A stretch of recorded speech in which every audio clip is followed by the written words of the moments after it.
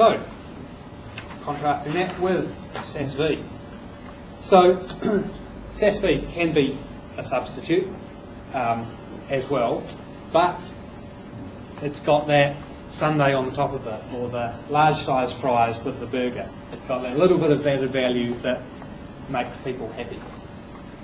And so it creates a compelling product. At the end of the day, if you've got a choice between an online accounting software product that does the job, substitutes your old style cash book or whatever, and you've got a choice with an accounting software package that has some nugget of added value that really does something for you that gives you a benefit, it's a pretty compelling decision to make, a pretty easy decision, a pretty compelling argument.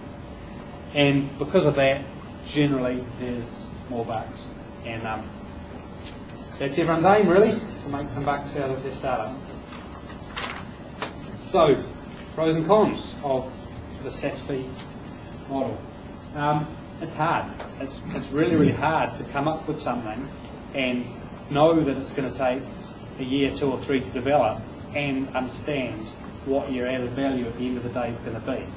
It takes a high degree of technical knowledge, and it takes a high degree of business acumen, and it takes a hugely high degree of understanding the space you're working in. There's a reason. I was just going to add at this point that if anyone needs a expert brainstormer and is trying to get something like this going, then I'm good. And cheap. And if I can just sit down with you a day and you've got the basic concept and you help fleshing it out, I'm good at that bit. It's the whole execution thing for the next 2 years that you really should not talk to me about. It's really interesting if you look at Xero as a model, and obviously some people don't intimately know what goes on in Xero, but they raised $15 million. He's got 40, Rod, who's the CEO, has got 40 people working for him. 10 of those are developers. There's a huge marketing team. There's a huge branding team. He's flying around the country, and he's got 3 or 4 guys flying around the country talking to accountants, talking to small businesses. He's hired Hamish Carter, the triathlete dude, to talk to people. Hamish is shifting to the UK next week to talk to people. It's all about execution. At the end of the day, I'll probably get shot down for it, especially here, but a mediocre technology product that's executed with a high level of business acumen is always going to outperform a killer app that's done poorly. And Seth, you'd have to agree with that. I absolutely agree. How many fantastic ideas don't get off the ground because people are too busy talking about the fantastic ideas or whatever. So it's harder to execute because it's more complex. There's a heap of stuff you've got to think of from the outset with SaaS fee. Although I'll say more and more these days, you've really got to have both to some extent. If mediocre ideas executed for really well, probably these days not going to cut it. Sure, no, you're right. But right. on the other hand, killer apps executed poorly again aren't going to cut it either. Yeah. Got it both. SaaS fee needs more cash. Xero got $15 million through their IPO. They're spending $400,000 or $500,000 a month on wages. That's the sort of thing it takes to build a globally scaled business in as short a time as possible. And so SaaS fee is a more expensive model. SaaS is an expensive model as well, but this is more expensive. Do you use Xero? I don't, because it doesn't have the functionality that we need. But it's coming.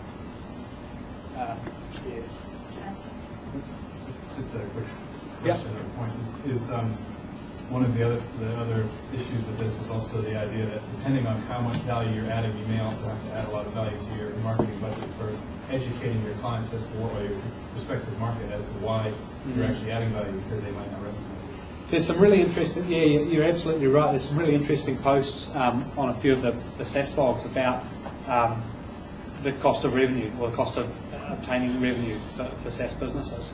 And you're right,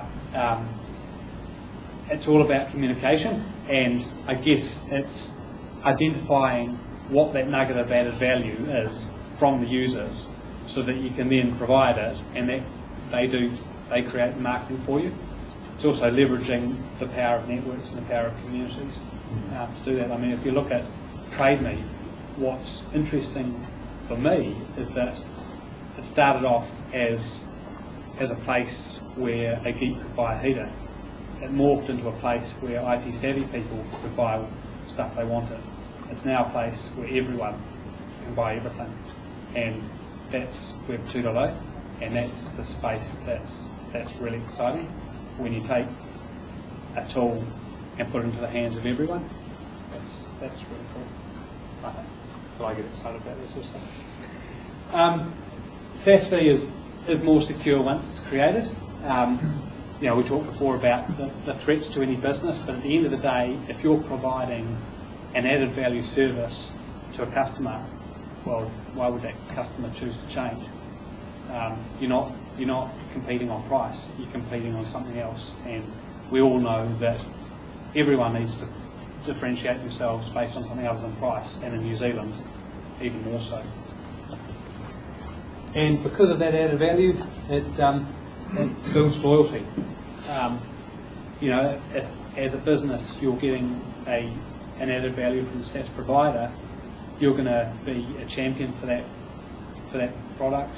You're going to continue using it. You're going to be loyal to it, and they're going to derive some extra revenue out of you because you all of a sudden become an ambassador. You become the marketing team.